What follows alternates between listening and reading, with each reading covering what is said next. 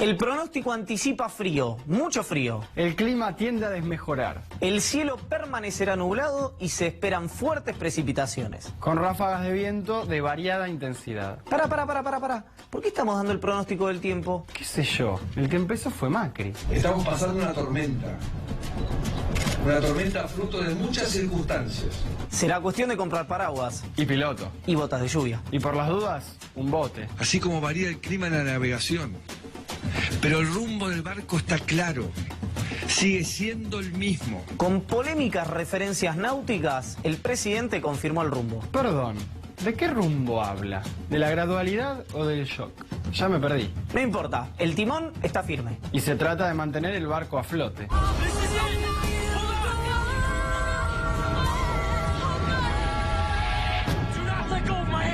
Mientras tanto, la tripulación del presidente, Hace todo lo posible para chocar contra el iceberg. Lilita, ataca a los radicales. Los radicales están furiosos con Lilita. Ocaña se enoja con Vidal por los aportes de la campaña. Y los diputados de Cambiemos se bardean por WhatsApp. Esto solo lo puede arreglar un tipo firme, sereno y con buen manejo de grupo. Sampaoli. Son una verdadera vergüenza. Ahí lo tenés al estratega acá, de Sampaoli. Mientras tanto, el frente laboral se sigue complicando. Los datos de empleo hablan de un momento muy difícil para los trabajadores. Despidos en el Estado Despidos en las pymes y despidos en las grandes empresas. encienden la alarma de los referentes sindicales. Hoy entrevistamos a un dirigente que cuando habla se hace oír. Ricardo Piñanelli, el titular de SMATA. La plata no trae la plata. La mejor calidad de vida la trae el trabajo. Con internas calientes, Con comedores populares colapsados, con el fondo instalado en casa, con trabajadores en pánico, con el dólar volátil y las tasas volando, pero sin la distracción del mundial, ya estamos en el segundo semestre. y todo puede empeorar. ¡Ay, ay, ay! ¡Ay, ay, ay! ¡Ay! ¡Manhattan se parajen de empujes! Tormenta, Rumbo, iceberg, radicales, furiosos, Sampaoli, Ocaña. despidos. Qué bueno que estás ahí. Porque esto Esto Esto recién empieza.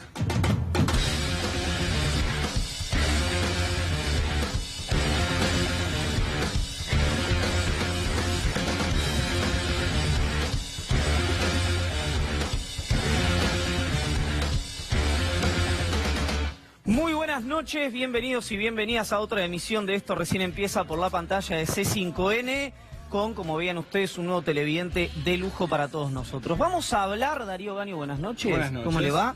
De los aportantes truchos de la campaña de Cambiemos. Vamos a contarles algunos nombres de esta campaña que a lo mejor no yo. Vamos a contarles algunos nombres de la campaña del 2015 que lo que revelan es por qué hubo en la campaña nacional del 2015 una suerte de justificaciones o de prolijidad que por supuesto estuvo ausente en la investigación de Juana Morín del año 2017. tema que inquieta mucho al gobierno, como también la economía, la crisis laboral que empieza después de la crisis financiera, de la cual también vamos a hablar, porque empieza lo que tiene que ver, en esto recién empieza, con la falta de trabajo. Por eso también tenemos en este programa, después de 2 años que no habló en la tele, a Ricardo Piñanelli. Él es el titular de un gremio muy importante que también ve cómo viene la crisis en lo laboral, en lo industrial.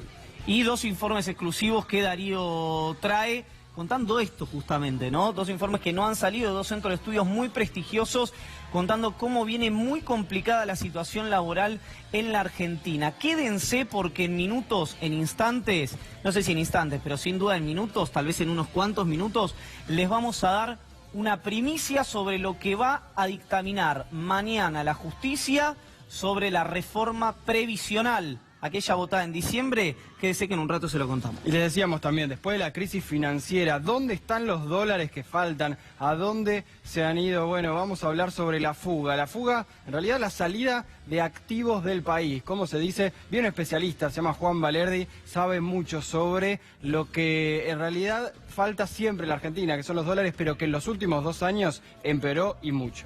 Un amigo de la casa, Juan Valerdi, y una persona que se hace entender, ¿no? Como esos economistas que por ahí le hablan difícil, le hablan complicado y con palabras que ni usted ni yo entendemos, justamente para que no comprenda lo que está pasando. Pero nos metemos de lleno, sin dudas, en el tema del momento, que son los aportantes truchos de la campaña de Cambiemos del año 2017 en la provincia de Buenos Aires.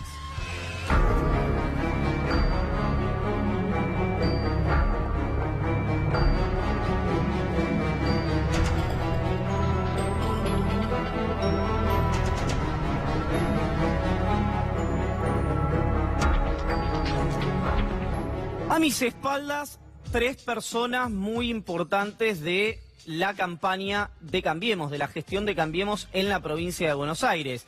Una obviedad lo que le estoy diciendo porque usted ve a 2 que ya conoce. Una es la gobernadora de la provincia de Buenos Aires, María Eugenia Vidal, la dirigente de Cambiemos con hasta el momento mayor imagen positiva dentro de una coalición oficialista que está en deterioro en términos de la imagen de sus principales figuras. A aquel lado, Graciela Ocaña, quien encabezó la lista de diputados nacionales en la provincia de Buenos Aires en el año 2017. Y acá atrás mío, María Fernanda Inza, la ex secretaria de Legal y Técnica de la provincia de Buenos Aires, y que mañana se va a votar, seguramente aprobado, su pliego, su nombramiento como titular de la Contaduría General de la provincia de Buenos Aires. A ver, son planos distintos de lo que vamos a hablar, y hoy hablaba antes de venir acá con Juan Amorín, el hacedor, en términos borgianos, de esta extraordinaria investigación, y me decía, además lo hemos visto, Gustavo Fabián Silvestre lo contaba en Minuto 1 también, que ya son 1000 los aportantes que, por supuesto, la justicia después tiene que refrendarlo, pero que reconocieron públicamente no haber aportado ni un solo centavo a la campaña bonaerense de la coalición Cambiemos. Hay 3 causas penales, estamos hablando de la que tramita en el juzgado del doctor Ernesto Kreplak en La Plata, otra en la de Sebastián Norberto Casanelo en los tribunales federales de Comodoro Pi, y la investigación preliminar de Jorge Felipe Dilelo también allí en el sur, en la zona de Retiro en realidad, de la ciudad autónoma de Buenos Aires. ¿Por qué si yo sostengo, se lo dije, que los candidatos, así como lo creía también en el año 2007, no tienen por qué saber de dónde salen los aportes? Los candidatos, estoy diciendo, no las autoridades partidarias. Cuidado, porque es lo que dice Ocaña. Ocaña dice, yo no soy del PRO.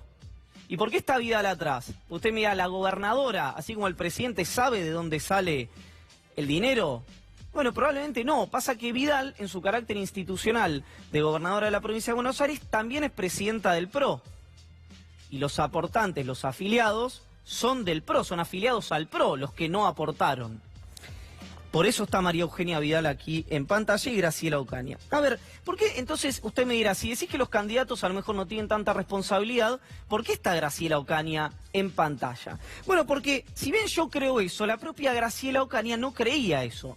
Mire, estoy buscando el nombre del lugar donde la licenciada en Ciencias Políticas Graciela Ocaña estuvo conversando, que era la Asociación Cristiana de Dirigentes Empresarios. Creo que era allí donde Graciela Ocaña habló y se manifestó sobre los financiamientos de las campañas electorales. ¿Podemos ver a Graciela Ocaña en la previa de la campaña bonaerense del 2017?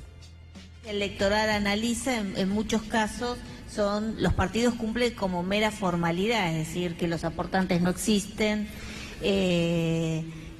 digamos, hay gastos que no se reflejaron en el balance de los partidos, y esto también tiene, yo le diría, como contracara al sector empresario, que muchas veces decide aportar un partido pero no lo quiere hacer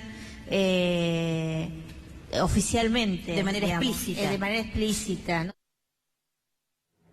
Bueno, parece un spoiler de Ocaña, ¿no? Como si estuviera hablando de la campaña que ella era protagonista. Lo impresionante de esto y por qué rompe el tema en medios, cuando digo rompe, parece una broma, porque hay pocos lugares donde se está conversando esto. De hecho, a ver, hay acá algo que es... Le tiendo un puente a usted que está del otro lado para que nos entendamos. Si esto fuera fácil de explicar, el gobierno ya hubiera salido a explicarlo. Si esto fuera fácil de explicar, ya habría una voz institucional que hubiera salido a explicarlo. ¿Usted la ha visto? Yo tampoco. Acá hemos invitado, como siempre, por supuesto, a todos. Entonces, decíamos, Ocaña hablaba del financiamiento de las campañas y yo le digo, bueno, si el candidato no es el responsable, y reitero, se lo puedo tomar, tiene que salir a aclarar, a explicar, a contar quién sí es el responsable. Que yo se lo he dicho hace 2 miércoles atrás. Hace 2 miércoles se lo dije. Le di el nombre. Hablé de María Fernanda Inza. Miren, veamos lo que dijo Irigoyen. Irigoyen era uno de los recaudadores de la campaña bonaerense de Cambiemos y es uno de los imputados con Silvia Chaván. Veamos lo que dijo Irigoyen en un diario de, creo que fue de Olavarría. Irigoyen fue intendente de La Prida, una destacada figura del radicalismo bonaerense. El dinero se depositaba en una cuenta corriente, dice Irigoyen, y en el otro destacado dice: Irigoyen evita nombres. No recuerda quién le dijo que se hiciera cargo de los números de la campaña. Tampoco el nombre de quién le llevó los recibos para firmar en noviembre. Solamente que era una contadora del PRO. Bueno, yo no hablé con Irigoyen, por supuesto, aunque sí lo convocamos para venir y le hemos escrito infelizmente sin respuesta, pero una contadora del PRO podría ser, si la información que tengo yo es correcta, la contadora, María Fernanda Inza, que iba a ir al Tribunal de Cuentas, pero por no tener 3 años de ejercicio en la provincia, no pudo hacerlo. Para otro párrafo es ¿por qué? ¿Por qué el ex secretario de Legal y Técnica de la gobernadora Vidal es ahora el jefe de los fiscales en la provincia? ¿Y por qué querían poner a la ex secretaria de Legal y Técnica, María Fernanda Inza, a auditar la gestión de María Eugenia Vidal? Porque para que usted lo entienda, es como que Zanini hubiera sido el jefe de los fiscales, para que lo entienda. Volvamos a lo de Ocaña. Volvamos a Ocaña con María Eugenia Vidal en campaña, en un canal colega, cuando hablaba también de las similitudes y diferencias entre los espacios que presuntamente habían cometido enorme cantidad de delitos vinculados a la financiación de las campañas políticas. Como me dijo alguien de la justicia, quédense tranquilos, dice, esto ocurre en todos lados. Acá casi que le diría, la bronca ciudadana es la desprolijidad. Mire, hasta le podría decir que el enojo que hay dentro de Cambiemos no es tanto por el hecho, sino por no cuidar a la que entendían que podía ser el principal artífice de la campaña electoral. Mucha desprolijidad en la campaña bonaerense. Escuchemos a Graciela Ocaña y a María Eugenia Vidal. Somos todos iguales. No somos todos iguales. Esa es la respuesta. La diferencia, si me permitís, María Eugenia, es que mientras unos se financiaron con el narcotráfico, con la efedrina, nosotros tenemos otra conducta y otra historia.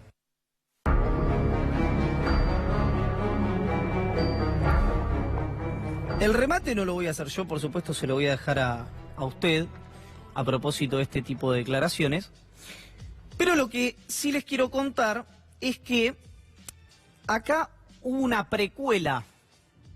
Acá hubo algo que, ¿cómo decirlo?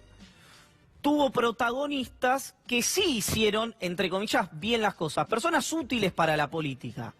Porque ahora, si hay algo, si se me permite la humorada, donde tuvo mala suerte el gobierno provincial, digamos la campaña en realidad bonaerense de Cambiemos, fue en que del otro lado tuviste una campaña de quien salió segundo, que era Unidad Ciudadana, que tuvo una situación, como decía Graciela Ocaña, que terminó en un proceso en la justicia con el recaudador de aquella campaña en el año 2007, pero que gastó muy poco dinero. La campaña de Unidad Ciudadana en el año 2017, al lado de la campaña de Cambiemos, muy poco dinero. Mira, hablaba con un dirigente del PJ de la provincia de Buenos Aires y me decía, ni nosotros hicimos eso. Dirigente viejo del PJ, protagonista ya por el 94, 95 en la provincia de Buenos Aires. O sea, ni nosotros hicimos esto de cruzar los datos de desarrollo social y poner escalonadamente por ingresos cuánto aportaba cada uno. Ni nosotros, me decía. Bueno, acá hubo una precuela de una persona que se llama Edgardo Sensón, que fue ministro de la gobernadora Vidal, que fue quien hizo la arquitectura financiera de la campaña del año 2015. ¿Qué hacía esa arquitectura financiera de la campaña? Bueno, se le pedía a los de directores para arriba que firmen con trazabilidad bien legal el 2% de sus ingresos durante los años que eran funcionarios. Entonces, más o menos se juntaban 500.000 pesos por mes para esas campañas. Además de eso, se hizo una cena en la rural en la que todos los empresarios se sentaron y pusieron la tarjeta y recaudó en total esa campaña, esa cena, 120 millones de pesos. Por otro lado estuvo la figura de Marcos Peña, que hizo una campaña parecida a la de Barack Obama en los Estados Unidos. Barack Obama recaudó muchos millones de dólares, no fue, digamos, no hubo tanto aval o no hubo una luz ciudadano por aportar a la campaña de Cambiemos, en términos de que recaudaron 112.000 pesos con la estrategia que el jefe de gabinete intentó utilizar y extrapolar de la campaña de Barack Obama de los Estados Unidos. Ahora, aquí hay algo interesante que es, usted me dirá, bueno, me contaste cómo era el 2%, me contaste lo de la cena de los 120 millones, pero acá falta la plata, vamos a hacer un eufemismo, de la política, la plata informal, la plata de los fiscales, la plata de las viandas, la plata de la logística, toda esa plata. Bueno, ¿qué hace alguien que de alguna manera comprende el proceso, la arquitectura financiera de una campaña? A los empleados jerárquicos de las empresas que dan dinero en efectivo, les dicen, aporten ustedes los empleados jerárquicos por una cantidad de dinero determinada. Entonces, viene José Obra Pública, que soy yo, con 10 millones de pesos, y vos, que sos el responsable financiero, me decís, no, yo te puedo aceptar 6 en efectivo. Hay una parte que me la tenés que justificar porque si no yo voy a tener problemas. Bueno, esa arquitectura financiera no existió en el 2017. Evidentemente el equipo de la campaña bonaerense del 2017 pecó de desprolijidad y de amateurismo. Porque a todas luces lo que ocurrió fue un cruce de base de datos. Los monotributistas sociales, como contaba Juana Morín, pagaban 100, 200, 300, 400 pesos y mientras se iba subiendo escalonadamente el dinero iba aumentando. Por eso, como es tan claro lo que ocurrió, no hay una explicación racional de la campaña bonaerense. Ahora usted me dirá, bueno, esto lo hacen todos. Bueno, sí, yo le podría decir que la enorme mayoría hace prácticas similares.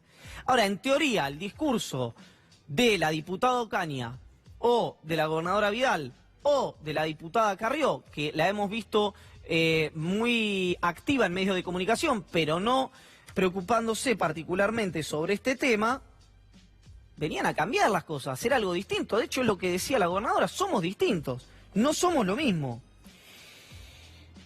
Ahora hay una cosita más que me parece interesante, que le voy a dejar el título. Y ahora le voy a contar algo a continuación. Graciela Ocaña, en un momento de la historia argentina, ustedes son muy chicos por ahí, pero corría el año 2016, se quiso cargar a Casanelo en una operación de inteligencia conjunta con la defensa de Lázaro Báez. En aquel momento donde se entrecruzaban los mundos de una manera subterránea, en el criptoestado, podríamos decirlo, con la defensa de Lázaro Báez, no con Lázaro Báez, con la defensa. La entonces defensa de Lázaro Báez, no el doctor Rusconi ni los que vinieron después, sino los primeros. ¿Quién es el juez que hoy tiene esa causa en el sorteo de los tribunales federales de Comodoro Pi? Es el juez Sebastián Norberto Casanelo.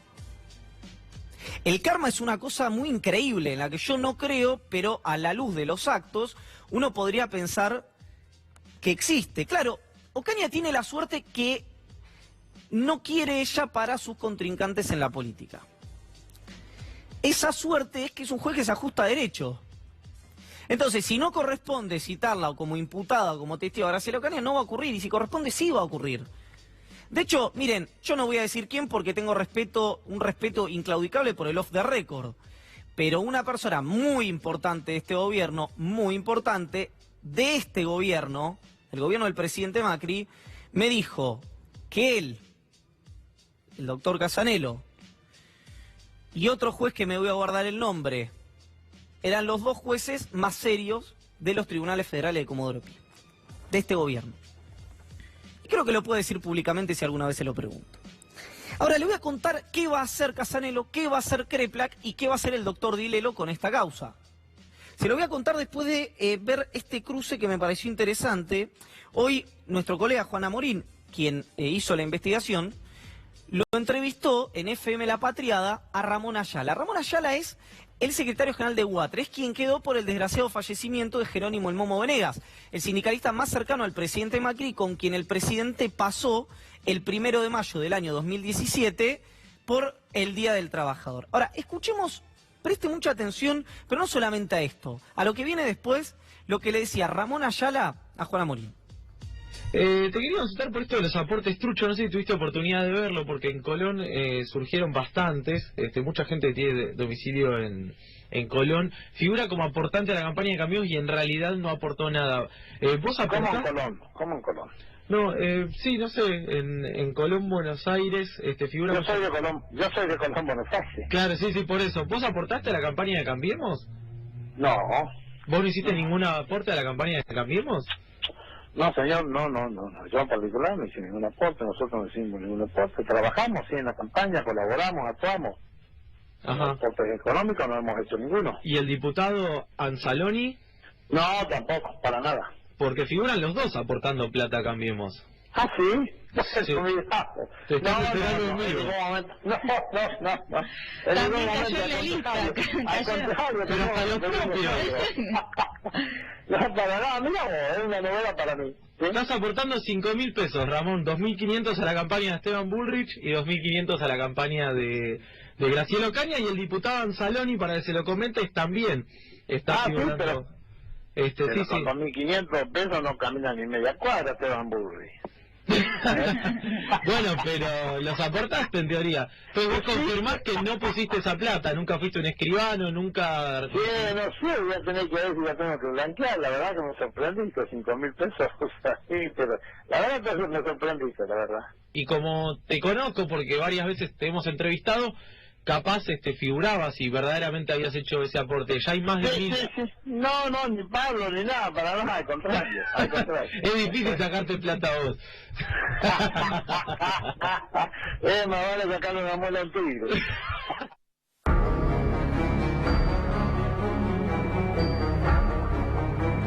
Bueno, como es más fácil sacarle una muela a un tigre, habrán dicho, no le pidamos a Ramón Ayala porque no nos va a dar, ponelo igual. A ver, ¿qué se hace en estos casos cuando vos no podés justificar la plata que viene, que en general viene de las empresas? ¿No? Hay como una lógica que por ahí viene el narcotráfico, de la trata, etcétera. Eso ocurre por los especialistas en lavado, con los que yo he hablado ayer y antes de ayer, ocurre más Centroamérica para arriba, pero no sabemos. Pero cuando alguien viene con esa plata, si vos no tenés manera de justificarla, agarrás a cada jefe de cuadrilla, entre comillas, del territorio, llama a 500 personas, 1.000, 2.000, 100, depende de la cantidad que tenga, 10X cantidad, a cada una le da 200, 300, 500, 1.000 pesos y le dice, con esto, andá a un escribano o andá al banco, deposítalo en la cuenta de la campaña de Cambiemos, del peronismo, de la izquierda, cualquier lado. Hay algo interesante, por ejemplo, para que usted entienda, a la izquierda no le aceptan los aportes de las revistas que venden en la calle Florida, por ejemplo, porque son aportes anónimos. De ese nivel estamos hablando. Entonces, si vos no podés justificar, le das a la gente la plata, la gente va, la deposita y dice, sí, soy yo. Pero acá hubo un amateurismo realmente muy, pero muy impresionante, por tratarse de una arquitectura de esta naturaleza. Ahora, estábamos hablando recién de Ramón Ayala, ¿no? Que Ramón Ayala se enteró al aire que había aportado dinero a la campaña bonaerense del 2017 de Cambiemos. ¿Cuánto pasaron? No sé si ya se ha ido Gustavo Silvestre, pero creo que pasaron 15 minutos, 20 a lo sumo, entre que habló con Juan Amorín en La Patriada y que habló con Gustavo Fabián Silvestre en Radio 10. Te recuerde que se enteró al aire que había aportado él y el diputado Anzaloni a la campaña de Cambiemos. 10, 15, 20 minutos después lo llama Gustavo Silvestre en Radio 10. Vea lo que le dijo Ramón Ayala. Nos estaban indicando que usted aparecía como aportante a la localidad de Colón cuando no había aportado? No, en realidad, mira, fue una confusión. Casualmente yo salí a un medio recién anterior a ustedes diciendo que no había aportado nada, pero justamente acá recién llega el compañero diputado Pablo Anzaloni, y sí, estuvimos en realidad en una cena en Pergamino, que justo era para la campaña de Esteban Bullrich, que salió 5.000 pesos la tarjeta, que tanto fuimos yo como el compañero Anzaloni a esa cena. Así que... Y aportaron eso, aportamos, claro, la cena. Sí. La verdad que se me ha pasado por alto a mí. Y yo digo, cuando me digo, pero como 5.000 pesos no lo aportamos, muy poco, le digo, no, pero después me hizo acordar Pablo que era, como es, la participación en esa cena que se hizo en Pergamino. ¿Y ustedes como gremio aportaron a la campaña o...? No, aportamos en forma personal, yo y el compañero Anzaloni aportamos en forma personal.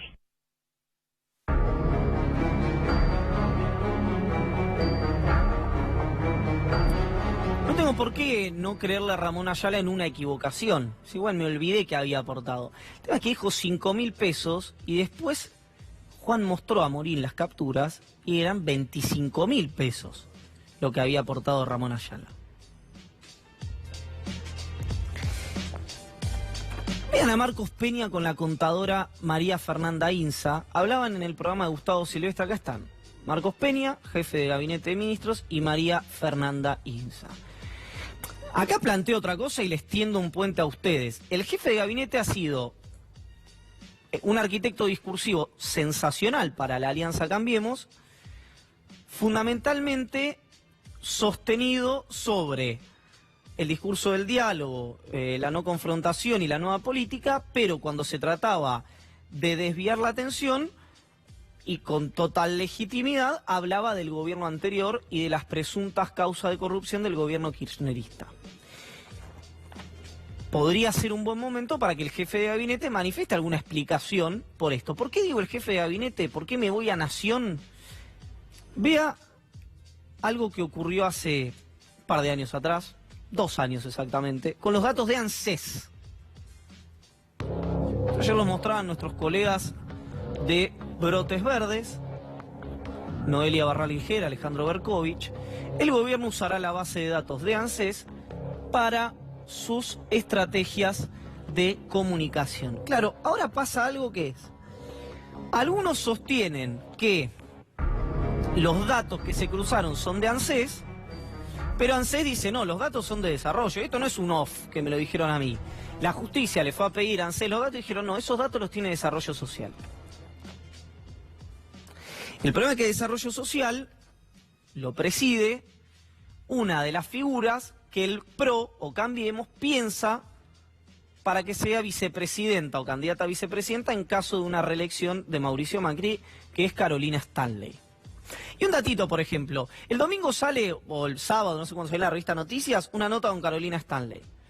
Elogiosa de la gestión de Carolina Stanley, digo elogiosa, descriptiva, no es en desmedro ni de la revista ni del periodista esto, pero quiero mostrarle las internas. El lunes,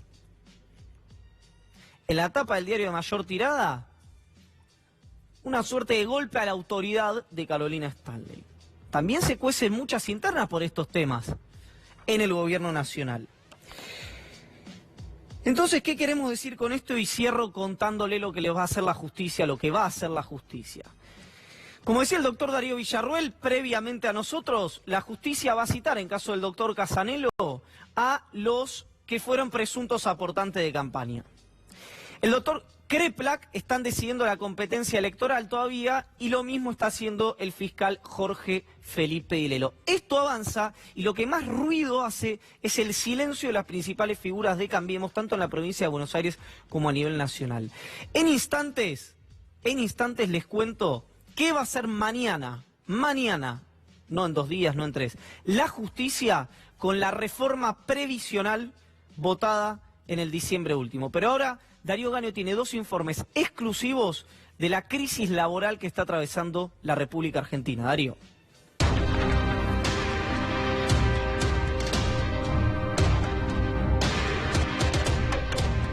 Ya empezó la crisis laboral, aunque el gobierno no la admita. El gobierno habla de una crisis cambiaria o en el sistema financiero, que tiene que ver o que llevó a que haya una bomba de Levax y que ahora hay una bomba de otro instrumento financiero. Lo cierto es que todo eso lleva a que las empresas no estén en el mejor de los momentos para crear empleo. Y por el contrario, se destruyeron 100.000 puestos de trabajo en blanco en lo que va del año. Otro tanto en el sector informal, pero cada vez más difícil conseguir trabajo en la Argentina. Y tenemos 2 informes exclusivos que muestran cómo a partir de ahora vamos a empezar a ver eso. La cara en la economía real de la crisis, lo que lleva a ver más flaqueza en la mesa de los argentinos y tanto salario como empleo van a verse muy afectados. Algunos pensarán, bueno, ya se vieron afectados, por ejemplo, los primeros 6 meses, sí, pero ahora empieza lo más fuerte. Pero, insisto, el Ministerio de Producción, dijo el ministro de Producción, el flamante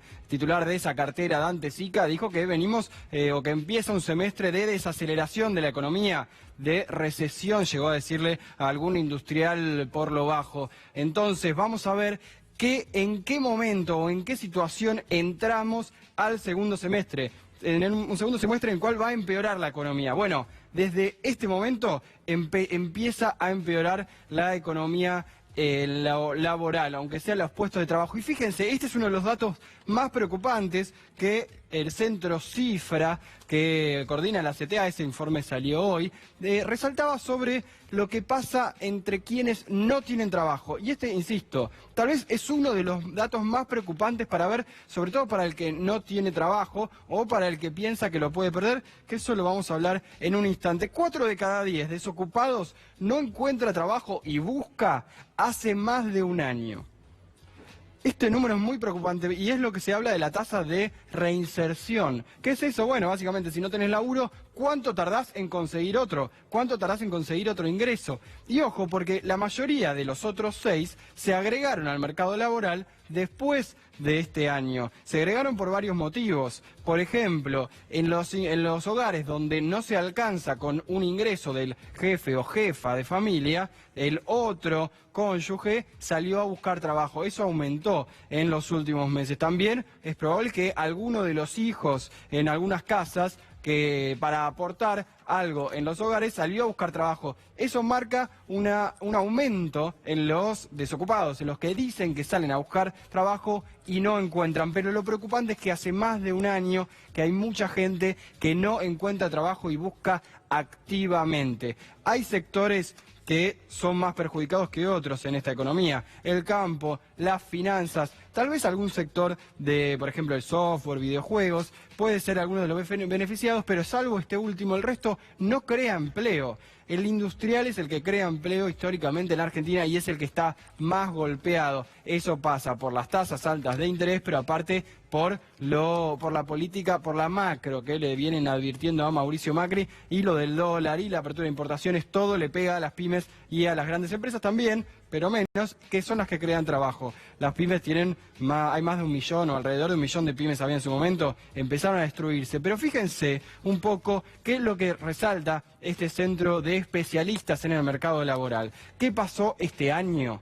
No se generó en absoluto, esto entrecomillado, empleo registrado. Sí, alguna empresa habrá tomado algunos trabajadores, pero lo cierto es que no se crea empleo en las estadísticas. Y esto es lo que más preocupa a la hora, sobre todo, de salir a buscar trabajo. En un año donde hubo caída del salario e insisto, más gente buscando trabajo. Por eso, en esas filas largas que vimos durante el año pasado, pero que se van a profundizar este año en la puerta de una empresa, por ejemplo, una pyme que está buscando trabajo, esas filas largas lo que hacen es bajar el salario de quienes están ya activamente trabajando y obviamente también de quienes tienen que negociar paritarias y desde que tienen que negociar un nuevo trabajo. En un rato aparte les cuento, acá vemos estas filas que se fueron propagando en los últimos años. En un rato les cuento también qué está pasando con lo que impulsa el Estado, que a través de un decreto ayer se desligó del rol de creador de puestos de trabajo, aunque sea de contenedor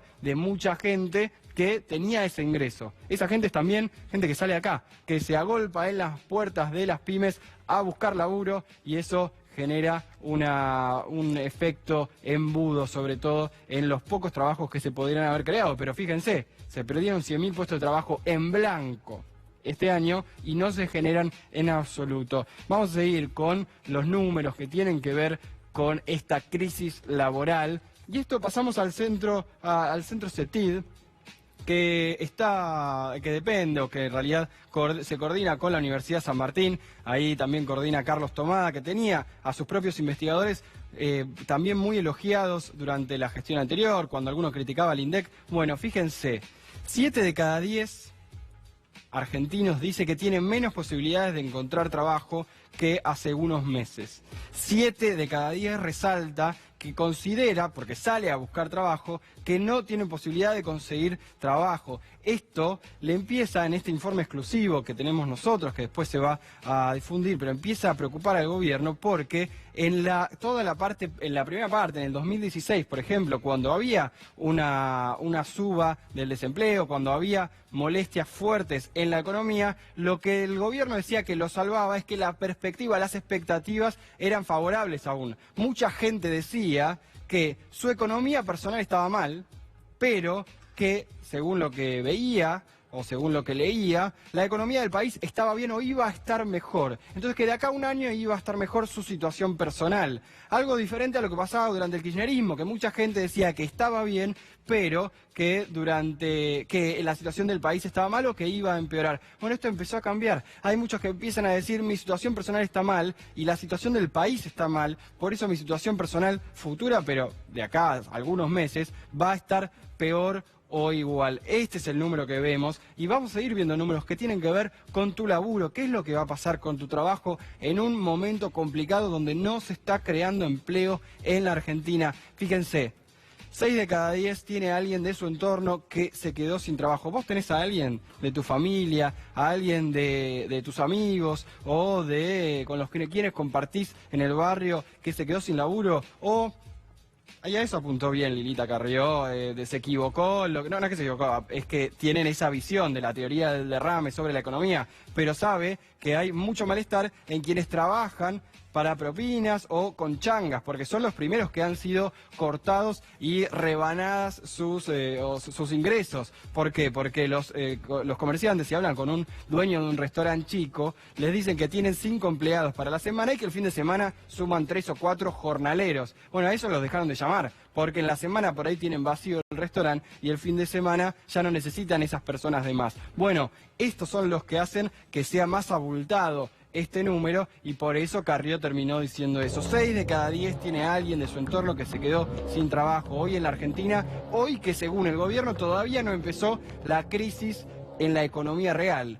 Sin embargo, dicen que viene una desaceleración, pero lo cierto es que ya le empezó a decir al propio FMI que este año la economía no va a crecer. Entonces, entramos al segundo semestre complicado que el propio macrismo admitió con estos números. Vamos a seguir viendo, porque hay algunos números que llaman bastante la atención sobre lo que piensan y sobre todo con el ingreso. Solo el 5% cree que va a tener más probabilidades de conseguir trabajo. Le decíamos, el 70% decía que no va a tener y solo un 5% de optimistas tiene hoy la Argentina sobre lo que va a pasar en el próximo año.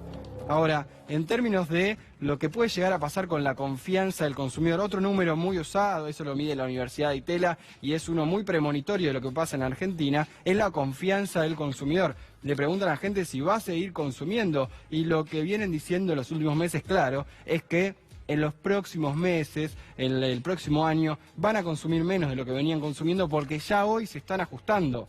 Ya hoy, o ya en los últimos meses, cuando se hicieron estos relevamientos, pero mayo y junio, dejaron a la economía argentina dada vuelta y la dejaron muy vulnerable. Así que ahora se viene fuerte lo que tiene que ver con la caída de ingresos. Y a eso apunta la próxima placa y que tiene que ver con las expectativas que hoy el gobierno no está pudiendo revertir, al menos con datos positivos de la economía. No tiene datos positivos para mostrar sobre lo que viene. El 73% de los argentinos considera, según el CETID, que hizo un extenso informe sobre el mercado laboral y sobre, en realidad, las perspectivas en general, dice que sus ingresos van a caer.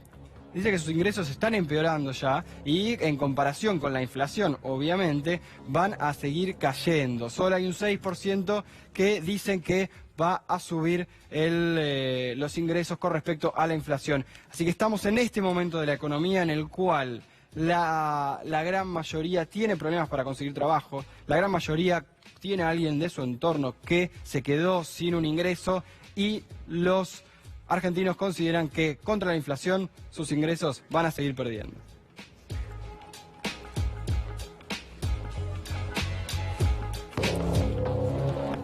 Una última placa que tiene que ver con los derechos laborales que realizó el CETID, que esto también tiene que ver con la reforma laboral y con lo que consideramos que se viene en la Argentina. Digo consideramos porque el propio gobierno habla de este tema.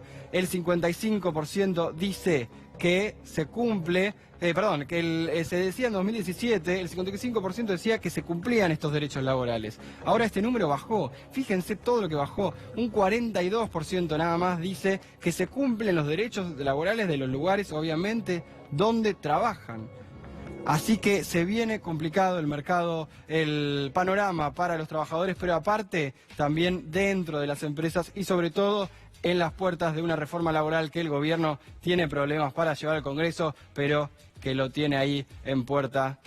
Así que en algún momento se va a terminar, aunque sea, lo va a tratar de imponer. Pero lo cierto es que hoy crece la desconfianza y caen las expectativas de la mejora de la economía.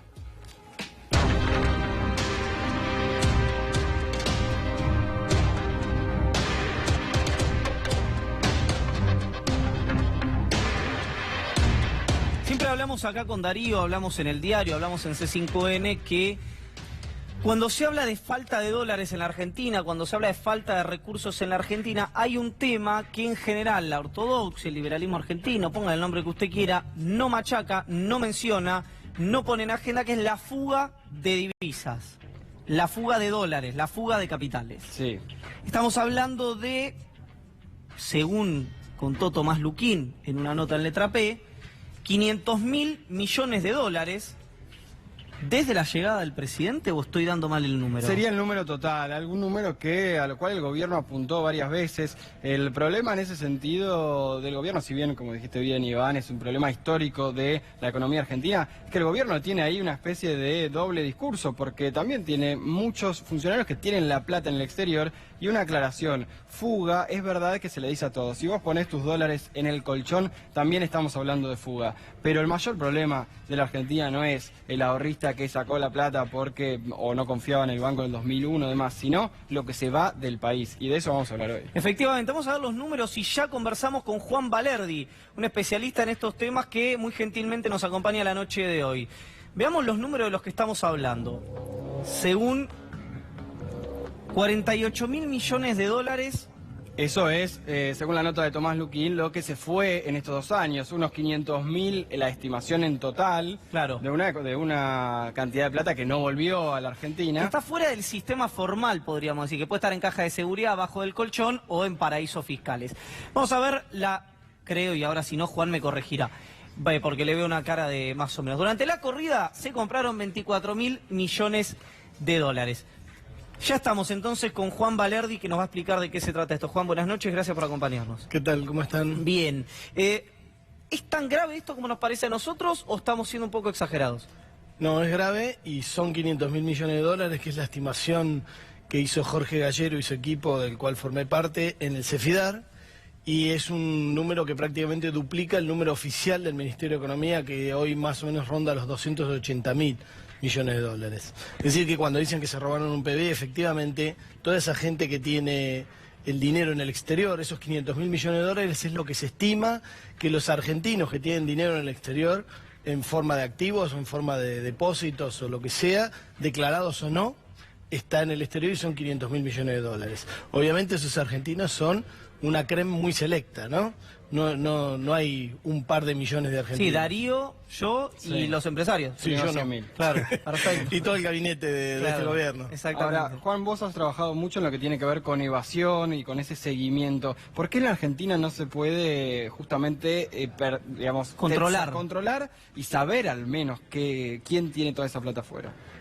No, alguna de la plata se sabe por el blanqueo generoso que hizo este gobierno. Ahí más o menos se blanquearon 100.000 millones de dólares, con lo cual de esos 500.000 hay 100 y pico mil, con lo que ya habría que está declarado. Pero creo que enlazando con lo que habló antes Iván, acá tenemos un problema que es el nudo no de la Argentina, sino de todos los países del mundo con el tema de lo que hay en las guaridas fiscales. Lo que hay en las guaridas fiscales, si no está en general declarado, que está relacionado con evasión, con elusión, con movimiento de multinacionales que también fugan de distintas maneras, el que le tendría que poner la proa y destruir ese sistema es el propio sistema político que se fondea de ahí. En la medida en que no se discuta cómo se financia la política, nunca van a haber políticos que puedan ir a fondo contra eso sin caer ellos mismos. Porque este es un problema de Argentina o de España, que tiene problemas graves con el PP, o con un montón de otros países. Ya lo vimos en los Paradise Papers, incluso la corona inglesa. O sea, están todos los gobiernos metidos, algunos de una manera más burda y otros menos burda. Algunos no salen las filtraciones porque hay que ver quién larga las filtraciones. Entonces, este es un problema de todos los países. Su dirigencia política, directa o indirectamente, está enlazada con este financiamiento. Ahora, Juan, ¿es correcto pensar qué se puede hacer con esa plata, con esos 500.000 millones de dólares, o con esos 280.000 millones de dólares? ¿Qué podríamos hacer los argentinos con esa plata? O, como me han dicho algún funcionario, algún economista, la gente con su plata hace lo que quiere, y si se la quiere llevar afuera, se la lleva afuera, si la quiere poner bajo el colchón, la pone bajo el colchón, y si la quiere poner en una caja de seguridad, la pone en una caja de seguridad. Esa discusión de ¿es su plata? Primero tendríamos que ver si en realidad su plata, convertida en dólares, al país le da lo mismo que se lo lleve afuera o no se lo lleve afuera. O sea, los dólares en la Argentina han escaseado. Y en vez de hacer esa extrapolación que dicen, bueno, haríamos tantas escuelas, tanto de salud y demás, yo lo que diría es, si no se hubiera ido, porque esa plata se fue de la Argentina, fugó, la Argentina sería otro país. Entonces, tanto nos comparan con Canadá, probablemente la Argentina, si sistemáticamente sus élites políticas y gubernamentales no hubieran fugado, seríamos Canadá. Pero con un clima mucho más agradable, digamos, ¿no? Entonces, ahora, no seríamos Australia y Chile. Cuando acá hablan de ¿por qué no somos Australia y Chile? Yo lo que digo es, Australia y Chile, traspolado a la Argentina, les sobra la mitad de la población. Sí, claro. O sea, que eso téngalo en cuenta. Pero ahí no fugan.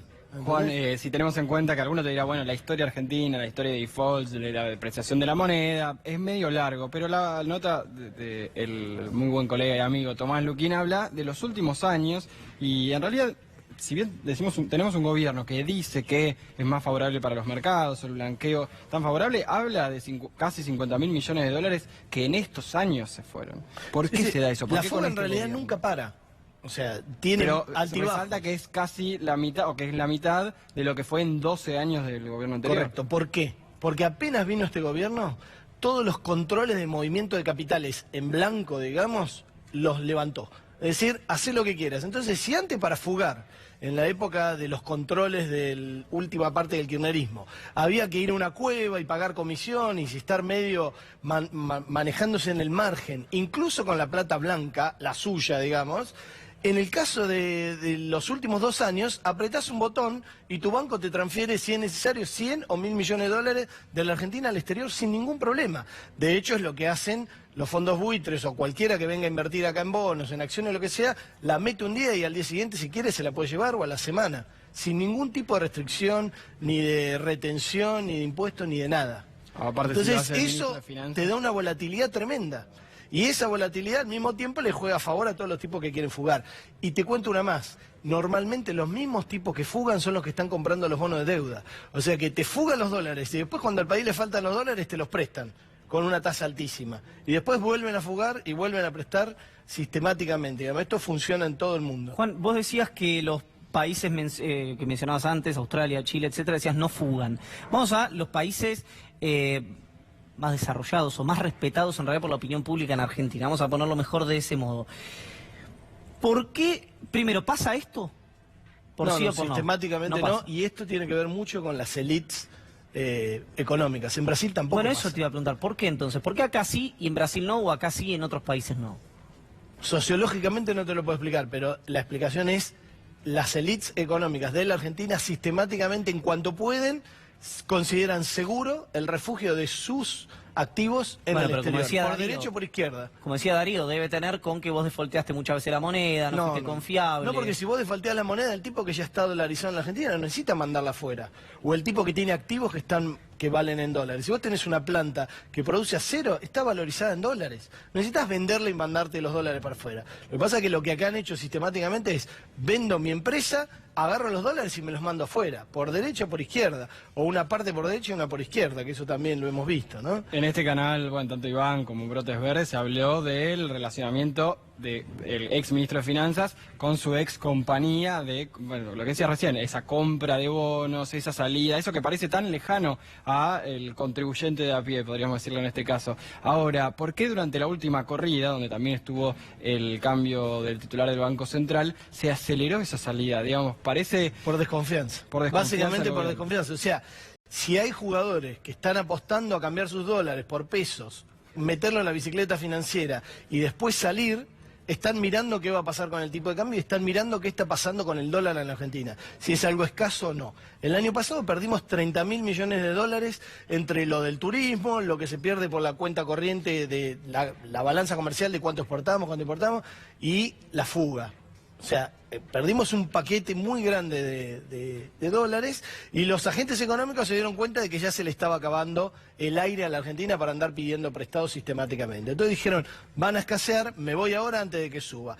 Generosamente Federico Sturzenegger a algunos los cubrió y le vendió a 20, 1.300, 1.400 millones de dólares en un día. Casualmente era JP Morgan, pero bueno, son casualidades, digamos, ¿no?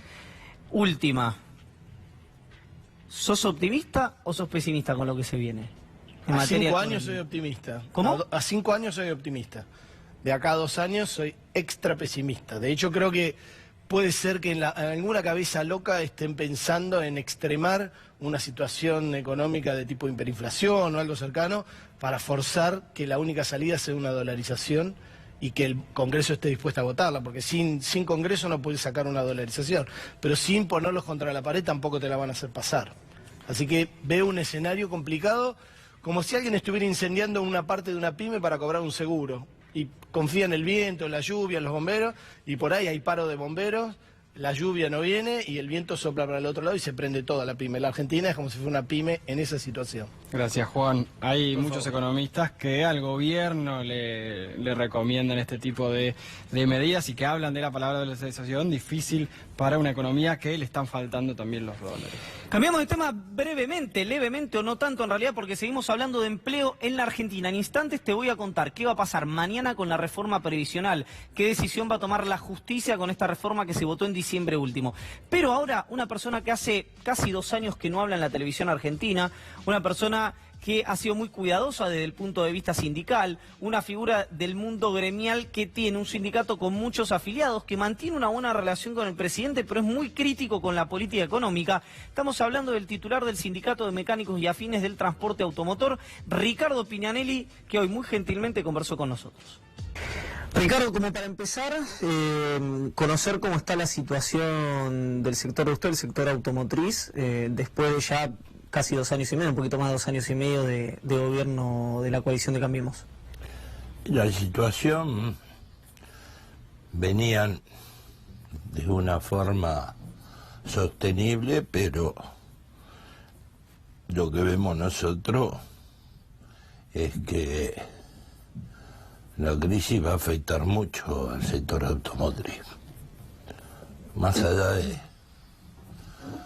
de que se puede hablar de las 900.000 unidades que se venden, la realidad dice que de esas 900.000 unidades solo se van a fabricar este año 500.000 y creemos que el año que viene va a ser menor. Cuando vos hablas con la gente del sindicato, con los delegados, también para que entienda la gente que está mirando, y le explicás, esto no arranca. No arranca, ¿por qué? No arranca porque el programa económico está equivocado, no arranca porque el gobierno no es creíble, no arranca porque... No arranca porque creo que hoy la vemos todo. Vamos camino a un enfriamiento de la economía. ¿Sí? Cuando vos observas las medidas te das cuenta que esto es un enfriamiento de la economía donde vamos a tener problemas y problemas graves porque hoy tenemos un 9, un 10% de desocupación y esto se va a ir incrementando. ¿A qué te refieres con problemas graves? ¿Qué es para vos un problema grave? Y problemas graves, mira, todo proceso que no sea regulado y que existan diferencias extremas, sí, ya sea diferencias extremas, te hablo cuando vos ves que los trabajadores empiezan a perder la fe, la esperanza, y ve que no hay soluciones porque lo que se hizo con los servicios están alterando las producciones de las pymes, ¿sí? Tiene que tener, hasta un trabajador se da cuenta que vamos camino a tener problemas sociales y profundos. ¿Qué le dirías al presidente? No sé si hablas con el presidente, pero en caso de que no hables, ¿qué le dirías al presidente? Yo creo que hablé un par de veces con el presidente. Creo que las pymes son fundamentales. Esto lo hablé con él. Las pymes, hoy hablar de la pyme es hablar del 80%, 75% de trabajadores. Yo calculo que hoy, sí, si los datos que leí no son erróneos, tenemos problemas aproximadamente en 250.000 pymes de las 750.000, 800.000 que hay en todo el país, ¿no? Es hablar de tener un tercio de pymes en problemas, y los problemas vinieron no solo por la recepción, sino también vino por los altos costos de los servicios, ¿sí? Altos costos de los servicios, recepción y colapsa el sistema. El tema de las pymes me tiene muy preocupado, te explico por qué. Porque yo soy un fanático de las pymes y de las economías regionales. La economía regional es todo lo que atiende la producción de los productos que salen de la tierra, ¿no? Que creo que es la materia pendiente que venimos arrastrando hace mucho tiempo. Cuando se industrializó el país, sí, en el conurbano bonaerense, sí, vino a buscar destino un montón de gente que no encontró su destino en su pueblo, porque las economías regionales no funcionaban. Entonces el hombre sale a buscar su destino en un lugar donde tenga esperanza, que era el conurbano, por la gran cantidad de pymes que había. Eso le dio protección para conformar una familia, criar los hijos, mandarlos al colegio, un montón de gente del interior. Entonces, si alguno en la cabeza tiene que, levantando las economías regionales, puede traspolar la gente que hoy está en el conurbano de vuelta a su provincia, es un proceso que va a durar 25, 30 años. Es imposible, porque es imposible el costo social que va a provocar eso. Yo creo que lo que tenemos que hacer es urgente, sí, solucionar el problema de las pymes para generar puestos de trabajo y también generar consumo. Pero no parece que vaya a ocurrir eso. No, esa es mi preocupación. Parece que... Pero perdón, permíteme que te interrumpa. No solamente vos, sino otros actores con los que yo he hablado, tanto en on como en off, plantean esto. Y se lo han planteado al presidente. Y el presidente, por lo que uno ve, continúa con algo, lo que debe creer, me imagino genuinamente. ¿Por qué entonces esperar que haya resultados distintos si el plan económico es el mismo que desde que inició el gobierno? ¿O no esperas resultados distintos? Ojalá vinieran resultados distintos. Soy un hombre de fe, que por ahí es lo que falta en este país, fe. ¿Y dólares? Sí, pero lo primero que tiene que tener el ser humano es fe. Cuando vos le rompés la fe, le cortás la fe, muy difícil pueda pensar en trabajo, que son las que te traen la mejor calidad de vida. ¿Cree que hay falta de esperanza, digamos, en la sociedad, en el pueblo, en la gente? No, hay falta de fe también, han quebrado la fe. Y quebrando la fe, quiebran la esperanza. No es esperanza y vamos a estar mejor. ¿No te cierra ese discurso? No, si no hay fe no me cierra ese discurso. Creo que la fe es la primera palabra que hace tener esperanza al ser humano. Pero te vuelvo a repetir, estamos hablando de un 33% de pymes que están en serio problema de apagar la luz.